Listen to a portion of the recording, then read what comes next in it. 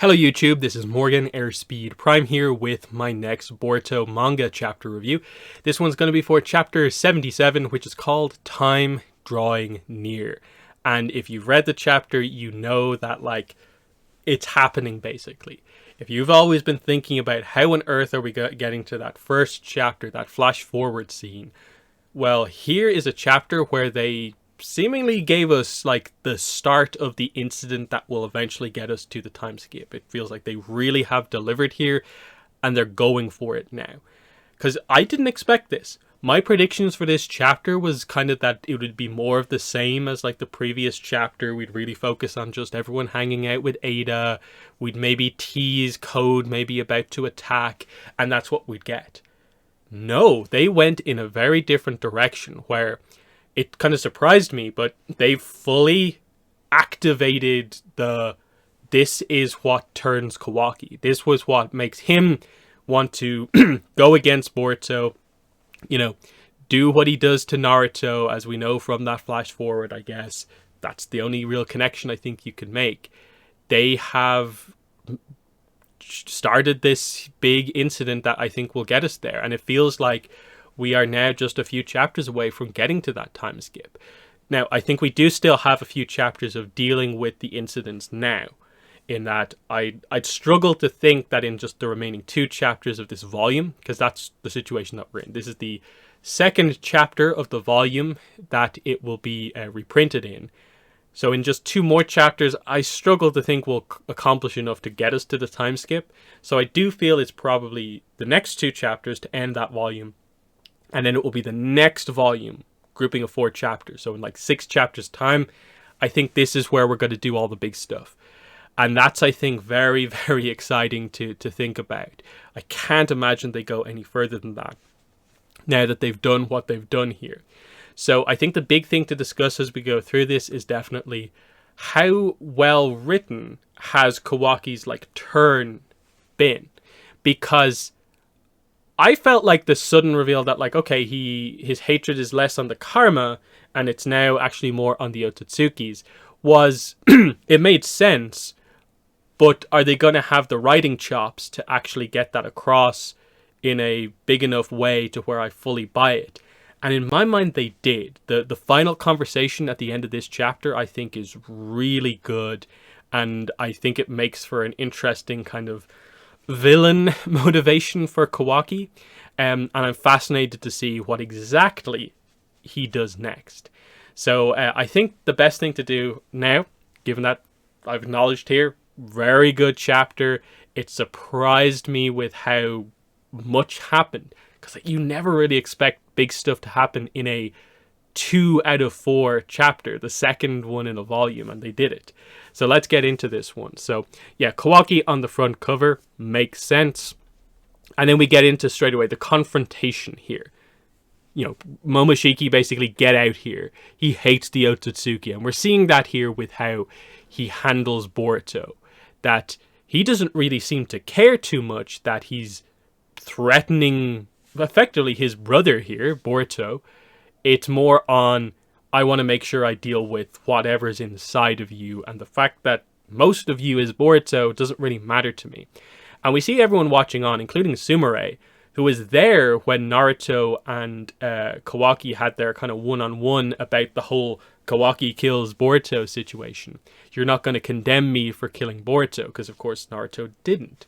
He was very understanding about the situation, because, someone needed to take down Borushiki in that situation. So that's how Kawaki is in this situation where not everyone is super aggressive towards him, with probably really only Shikamaru being the one who's really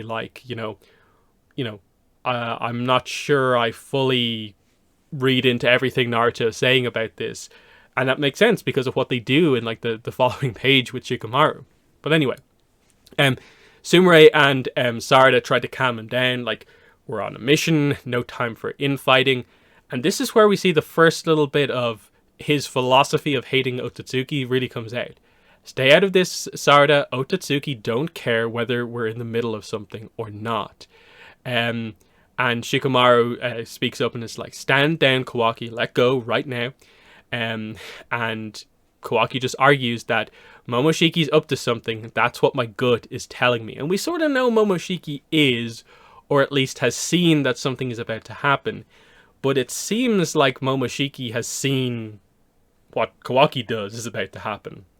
But that's the other point, is like, those blue eyes will take everything from you. What's Boruto doing in all of this to make whatever happens happen? Whereas it seems like Kawaki is the one truly making this happen. Now, you can say that Kawaki is making this move because Boruto has Momoshiki inside of him. Is that the situation? There's some complicated stuff going on here, for sure. And then this is how Shikamaru calms this situation down for now, as we're going to see. And you stop and recall Naruto's face when he saw that his son was dead. You haven't forgotten, have you? So calm down and really ponder what it is you actually need to do. And so Kawaki does think. He lets go of Boruto and immediately walks out. He's just like, I'm going on a minor errand. Leave me alone. Don't follow me. They put the sensory unit on him. They want Boruto to also keep track of him. And he just extinguishes his chakra, basically, so they can't sense him. And he also uses the shrinking ability so that Boruto can't immediately sense exactly where he is. So he's off the radar for now, and they can't keep track of him. And Shikamaru is, he's getting flustered because he's already just barely got somewhat control over like Eida and what's just happened. Now Kawaki's going a little bit rogue, kind of AWOL. You can see it's a super stressful situation for Shikamaru. But anyway, and immediately after this, Eida and Demon walk out, and Boruto's like, you guys need to go back in. But she's just like, yeah, you don't give me orders. I'm doing whatever I want. We're just going. It's just like, girls, let's go. And she's just like, yep. Sumire and Sarada, you're coming with me, basically. Boruto tries to argue that, like, you don't have permission, but she's like, yeah, don't order me around. If you try to block me from doing what I want, I won't play nice with you. So this is where we really see it. Eida doesn't care about Boruto, really. She's been somewhat pleasant with him, not outwardly, antagonistic, but she only really cares in this situation about Kawaki, and then I guess Shikamaru to a certain extent, because he's kind of facilitating like the deal that they have here. But ultimately, her allegiance at the moment seems to be to Kawaki first and foremost. And with what Kawaki is about to do, this is what's interesting to track, is like what side everyone is on and what their motivation is and what they want to accomplish, and does that restrict other characters from following them or not. So Eida's motivation, and thus Demon's motivation, is entirely Eida wants a relationship with Kawaki. That seems to be the only thing that she actually wants in the entire series based on what we know right now. She is the character who has sort of the most power ultimately, because she herself has incredible powers, and she effectively controls her brother, who is the most powerful character in the series. So she has all of this power that she could do whatever she wants with, but she has very little ambition for that power. Kawaki now has a new goal, which seems like it's in somewhat alignment with what Eida wants, and that she also doesn't particularly like Otsutsuki's. And so it would make sense that she would follow him, but would she fully commit to supporting everything Kawaki does, or just follow him to be around him and be like an observer of him while also trying to start that relationship? That's what's fascinating about this, is because Eida and Demon are super important in terms of whenever a fight happens, where those characters are, what side they're fighting on. So Boruto's like, well, what do I do here? You heard what she said. And Shikamaru's just like, okay, can't be helped. Let her do what she wants. Follow her. Sarada and Sumire will be there. Follow her, and we'll try and track down Kawaki. We then cut over to Code. So we go into the other dimension, basically the area where the Ten Tails is, where, Code was creating his army. And it turns out that's what he's still doing. Bug is here, and Bug sees the big army. He's still creating more of these. They now have a name. They're called Clawgrimes. He's now creating more of these. He has over 1,000 at this point, including ones that he's been storing away. But he interestingly says, I'd love to launch an attack on Konoha with them, but Eida's there, so sadly there's no element of surprise. So he knows, while she's allied with the Leaf Village, if he attacks, she can just alert them of the fact that he's attacking, and a defense will be easily able to be made. So he's waiting until, I guess, Eida leaves or something like that, which is interesting, but highlights that this kind of almost odd thing with Code as well. He seems to actually be in love with Eida, and he doesn't actually want to hurt her, even though he realized he had to sort of, break apart their dynamic with what he wanted to do. So that's kind of fascinating. And again, he doesn't like Kawaki, partly because Eida likes Kawaki, but he also just doesn't like Kawaki because he killed Ishiki, basically. He was heavily involved in that. And so this is, I guess, meant to confirm the idea of like, oh yeah, we're doing stuff with Kawaki right now.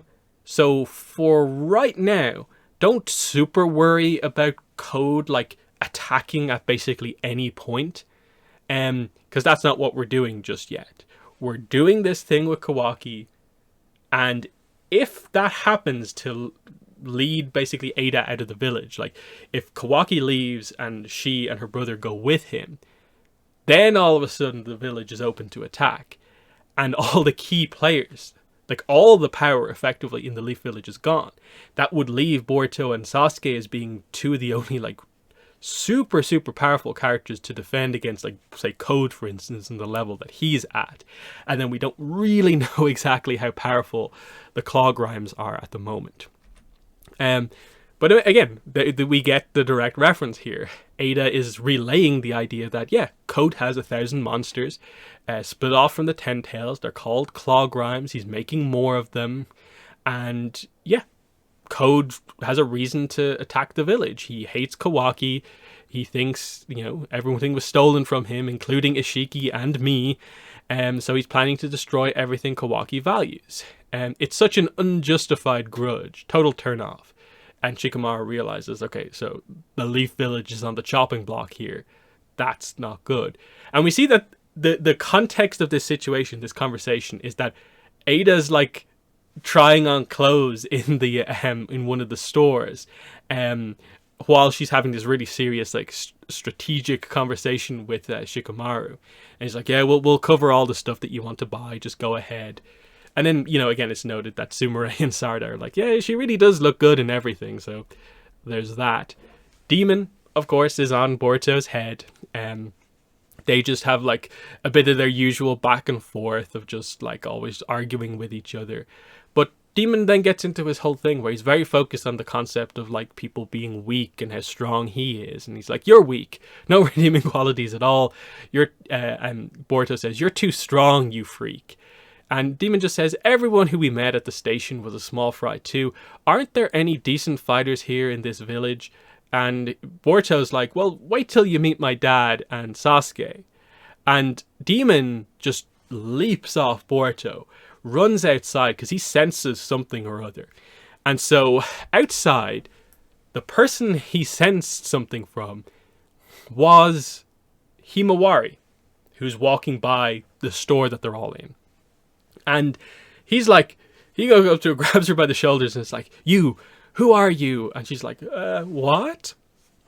And Boruto rushes over, of course, trying to protect his sister from Demon and whatever he could do because he's so dangerous. And this is when he realizes, oh, you just called him Big Bro. You're Boruto's little sister? Like, oh, I didn't know that. Didn't know you had a little sister. And it's revealed that Himawari was out buying kind of like food to bring back to her parents, who are having dinner, of course. Because, of course, Boruto and Kawaki are doing the whole cohabituation thing with Eida and everyone. And then out of nowhere, Demon just attacks Himawari. So he rushes over in his super speed. Himawari is stunned by this. He goes to like punch her in the face. And Himawari just sort of like leans, like, trying to brace for impact, and Demon stops and basically lets Boruto grab him, because we know Demon, if he didn't want Boruto to catch him, he wouldn't let him, because that's how fast Demon actually is. So something has stopped him from punching Himawari here. And Himawari throughout all of these scenes doesn't do anything that particularly stands out. She's just holding the food that she's trying to bring home to her parents and looks shocked and just stunned by the whole situation. She doesn't suddenly drop everything and go into a defensive stance or show off her Byakugan or any particular skill. And Daemon's just like, why didn't you dodge it? It should be easy for the likes of you. And it's like, well, what does that mean? Like, he thinks Boruto is weak, and we know Boruto's kind of relatively up there. He thinks like Code and Kawaki are basically weak as well. But he's like, Himawari, the likes of you should have been able to dodge that. And she's like, what are you talking about? And Boruto points out that, like, my sister isn't a shinobi. Like, she doesn't even know how to fight. Again, this is manga canon here. So, in this version of the story, I guess a lot of the academy stuff hasn't particularly happened yet, and she's just in general still deciding if she wants to go down the shinobi path or not. Whereas I think in the anime they'll probably more frame this as like she's still just like a beginner or something like that. She's still at the academy, so she's not as like crazy skilled as you think she is. And Demon's like, for real? Oh yeah, for real. She's not like as crazy strong as you seem to think she is. And then he points out that, like, okay, I guess she does seem weak from close up. And then he says, but then what was that intensity I felt from her just now? And this is interesting because he uses the word intensity, and he's like, what's that about? And then Boruto says, well, you know, despite how she looks, she can get pretty scary when she snaps. So you really shouldn't mess with. And then he trails off and is like, wait a second, Demon, don't tell me you think Hima's. And Demon's like, huh? What are you talking about? And then Boruto gets all flustered and is like, oh, no way. Big bro won't ever approve, you hear? And Demon's like, what are you talking? Is it Demon? It's a little bit unclear who this is coming. I think it's Demon says, what are you talking about? And Himawari's just like, what happened? My interpretation of this is, I think less that, like, Himawari has a super special secret power inside of her that Demon has maybe seen. Maybe that's a part of it. But I think what they're actually alluding to, and the reason Boruto reacts the way he is that I think he's thinking that the reason Demon, like, stopped attacking her and thinks there's something up with Himawari is because this is Demon, I suppose, his first crush. And he can't bring himself to inflict violence on Himawari. That this is a character who is, I suppose, so used to being the strongest and literally whose ability relates to the intent of violence and intent when it comes to attacking people. The idea that he himself can't bring himself to have the intent to hurt or kill Himawari is a bit of an interesting situation. That here is Demon's kryptonite in a way, as such. Someone he actually likes. Whereas, like, he's seen his sister get all flustered about, like, relationship stuff. I guess this is him maybe seeing that stuff for the first time himself. That's the only way I can interpret the Boruto, like, crazy overreaction, in that why would he react that way if it was some sort of a Himawari has, like, a super secret superpower? Again, going back to the previous page, the word intensity is bolded. Does that mean anything? And I'm wondering, is that just that, like, it's something about, like, the type of person that she is, and that maybe she can fight, and, she would theoretically maybe be able to fight Demon and inflict damage on him because she would fight maybe without the intent to kill, and maybe that's what he has sensed from her. But I do get the slight sense that part of this is Demon having a crush on Himawari. And given that I think we're going to go into maybe time skip, where maybe we can go into this a little bit more when these characters are older, I think that sort of makes a little bit of sense. I never rule out the idea that Demon could have sensed that she has some deep potential, because I think most people do think that if Himawari decides to become a shinobi, which I think is theoretically the direction they're going in, that she will be actually quite strong when she trains up. The extent to which, I suppose, we're not entirely sure, but I think Himawari will be used in the post-time skip story a lot more, especially if what happens at the end of this chapter is as long term as we think it is. But anyway, here we cut back to basically the final scene, which is basically the entire second half of the book, which is interesting. The issue. Chapter. Why did it take me so long to get that? But anyway, it's revealed that yes, Himawari is bringing food home to the Uzumaki house because, like, Hinata is making food. She's really happy that they're going to be able to eat dinner together, and she's just like, it'd be better if Boruto and Kawaki could join us. So she's basically saying, like, it would be better if the whole family was here. She does consider Kawaki part of the family, which is interesting given what she's going to do in a couple of pages, of course.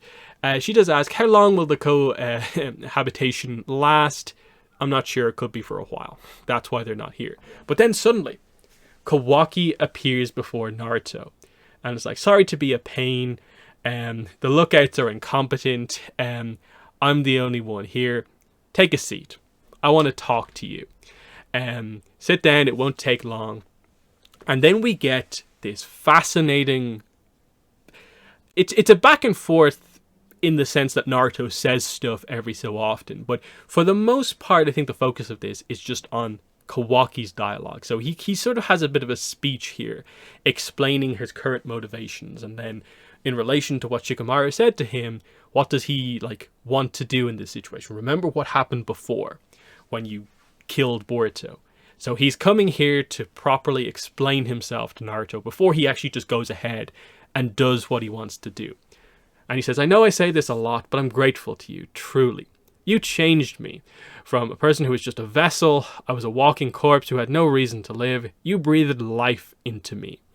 Naruto does say you exaggerate. You were plenty fine from the start, if you ask me. A kind-hearted person who is willing to sacrifice oneself to protect others, just as you did with Himawari and me. But Kawaki says, you enabled me to do so. By awakening this version of me that I didn't know existed, I would do anything to protect you, even die without hesitation. My world revolves around you, to an extent that even surprises me.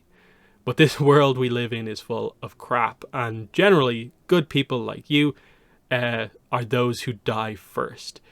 So long as gigantic pieces of crap like the Otsutsuki are running amok, Naruto says, well, it's the job of ninja to do that. No, ninja are simply those who die earlier. That's the extent of it.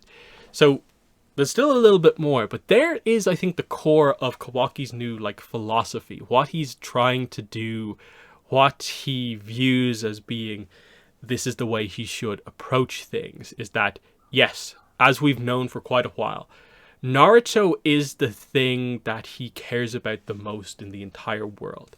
He's always had this sort of issue with his father figures in his life. His actual father from the flashback arc that we saw, I think, in the anime, and a little bit, I think, in the manga. Ishiki then, of course. Now, Naruto. Here he has an actual father figure who actually cares about him and changed him. And Kawaki has taken this so on board that he now goes as far as to say, my world revolves around you. So it's this kind of almost obsessional kind of type thing, taking it to an extent that even surprises himself. That's just really well written dialogue here.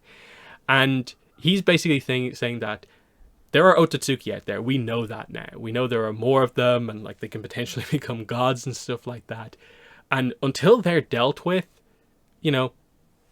people like you, people who my world revolves around, are always going to die first because they exist and are trying to oppose us.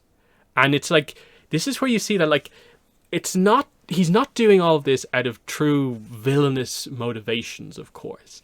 He obviously thinks that this is the exact and this is the right way to do things. And we know it's wrong. And if he just talk to the right people, listen a little bit more, he doesn't have to do this. But given, the story, let the story play out. This motivation for him, I think, is actually being really well done. Given that you only revealed the switch of I hate the karma to now I hate all Otsutsuki and want to kill them all effectively. This is, I think, really well done. And also adding in the little bit with the ninja, with specifically about ninja, that this relates to the flash forward scene from chapter 1, where that is all about, like, Ototsukis aren't mentioned in that scene.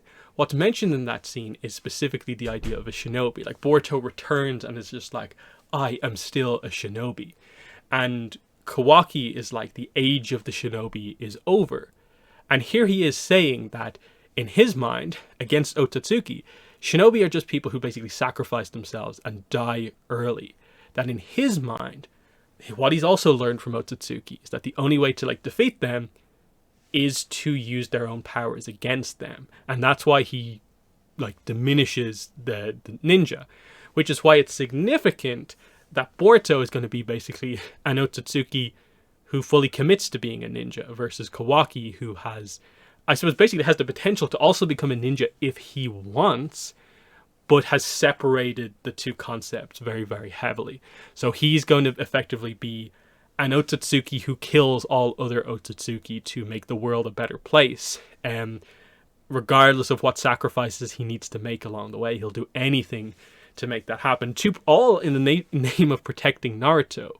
And as we'll see here, and that includes, in his mind, finishing the job with Boruto.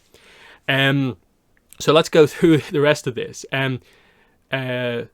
I only know this now that I've gained their powers, but that's what comes of taking on Otsutsuki. Whether a ninja or not, you have no choice except to be killed. I really don't want you to die, so I've decided I'll destroy the Otsutsuki, every last one, using their own powers to root them all out. Naruto's like, every last one?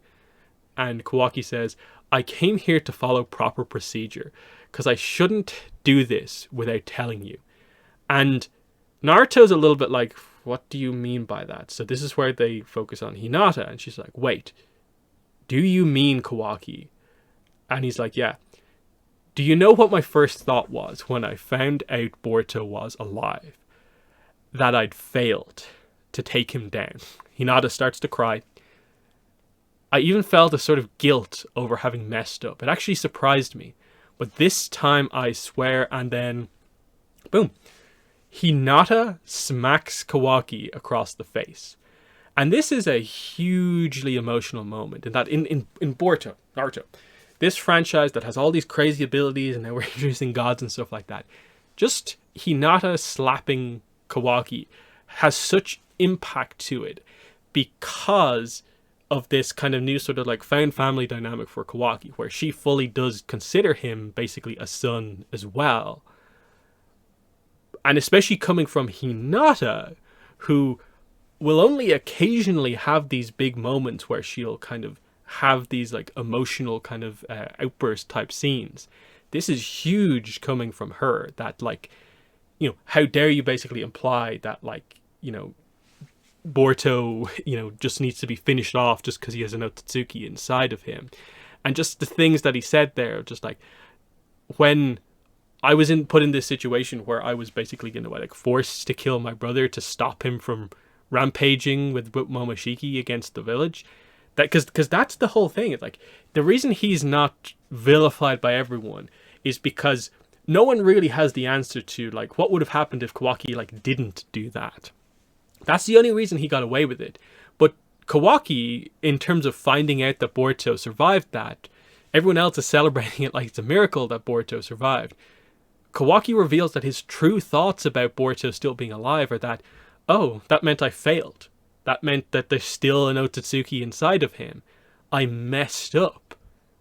That I'm going to try again. I've just come here to officially tell you beforehand, rather than it being a surprise, that I'll give you sort of the honor, basically, as the people I do consider my parents, of saying that, like, I'm going to kill your biological son.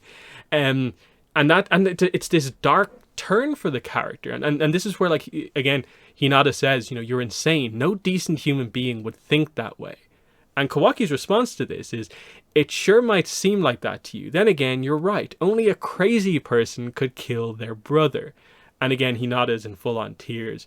Naruto is just kind of like, what's happening here? Like, he is stunned that this is the way things have gone. Don't misunderstand me. I'm totally calm and thinking straight. Stop it, please. I've already reached a conclusion that there's no other way. And because you guys won't ever be able to carry it out, I'll do it, even if it means you'll hate me to death for it. Naruto says, I won't let you, so you'll end up killing me before you get to Boruto. Can you still do it? And then boom, Kawaki says, I ain't asking you to understand, as he activates his ocular jutsu here. Space-time portal, we assume, appears around Hinata and Naruto. They are sucked away, and we see like Naruto reaching out for him. The plate smashes to the ground.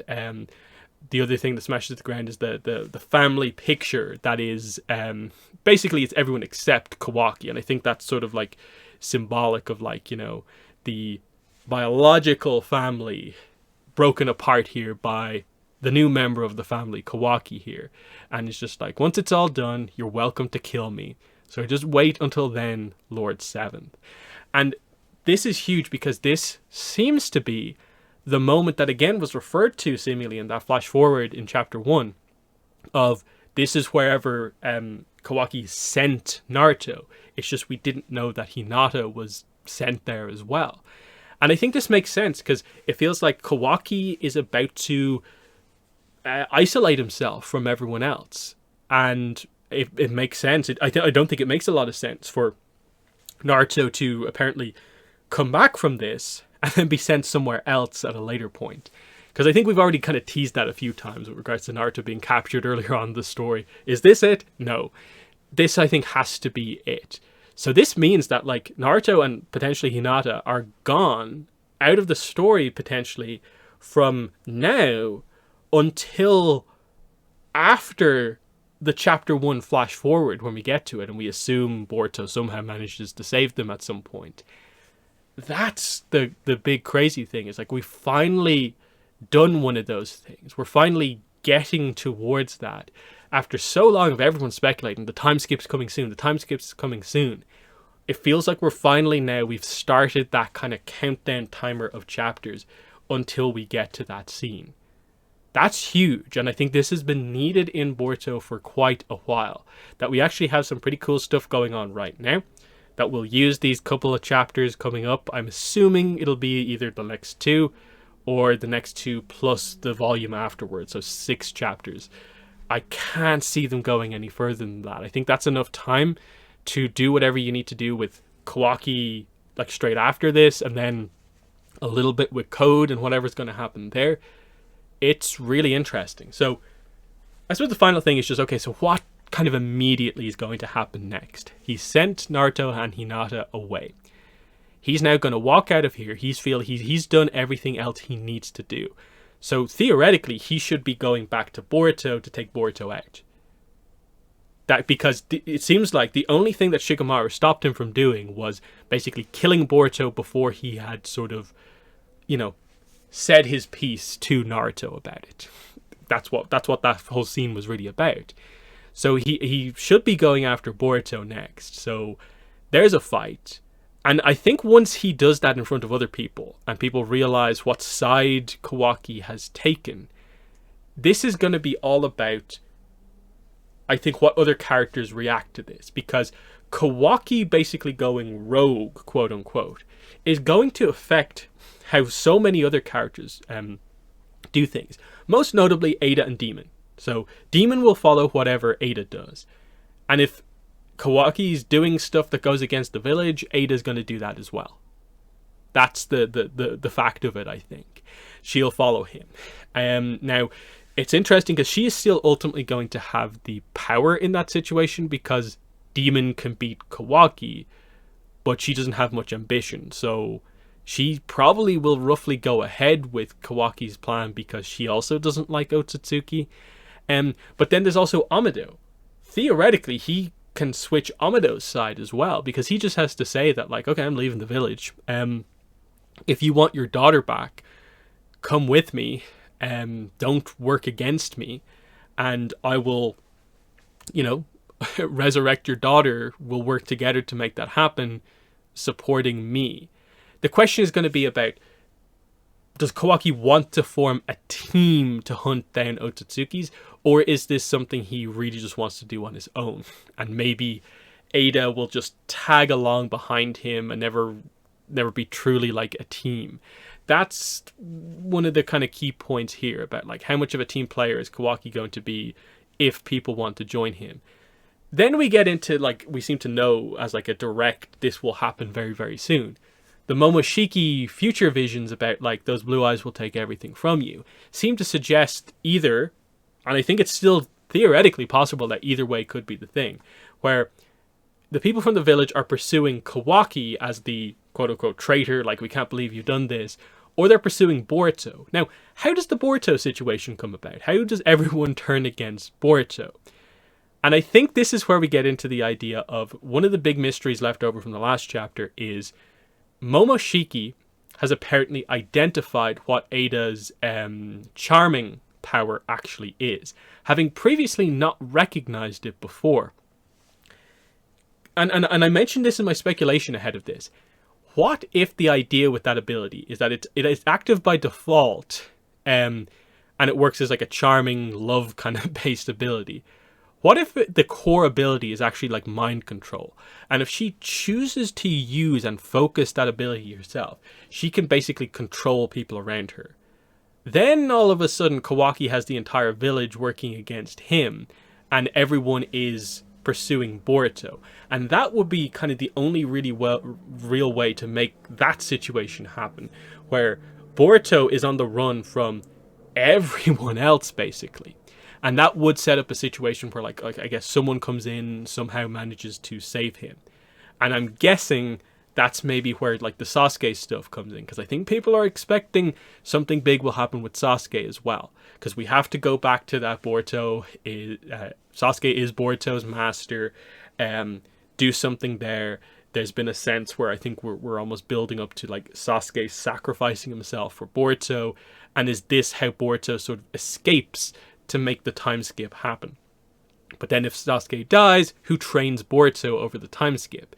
That's where I think a lot of people have come up with the idea that we're waiting for Kashin Koji to arrive back into the story at some point, and that would be somewhat fitting for the clone of Jiraiya to train Naruto's son, Boruto. But who knows? Like, that's a lot of very specific things that need to happen. But all of this stuff can happen, and I think that's the way I view this, is just that this is a big case of, okay, where do all of the allegiances sort of play out in this situation? Because we've got a village full of a lot of powerful shinobi, but they have really clearly placed the likes of Kawaki, Code, Naruto, Sasuke, I suppose Boruto when he activates all of the Otsutsuki kind of power through Momoshiki. They're above basically everyone else in the entire series. So as much as there are some strong characters there who I guess will be able to take out the claw grimes, theoretically if they need to, it feels like the village will fall if Kawaki leaves the village and Eida goes with him. Because again, Code said he's not attacking as long as Eida's there, because it wouldn't be a surprise attack. So once he goes, the only powerful characters left in the village are Boruto, who could be badly injured by Kawaki based on what happens, and Sasuke, who could die protecting Boruto to make whatever happens. But Kawaki's not going to leave the village knowing that Boruto is there as such. So I'm wondering how they'll do that. Will Kawaki think he has killed Boruto and leave? Or will it be some sort of a thing where Boruto manages to get through to him a little bit, and he's like, I'll go after other Otsutsuki first? And then there's the big question of like, what about other Otsutsuki? How does that work?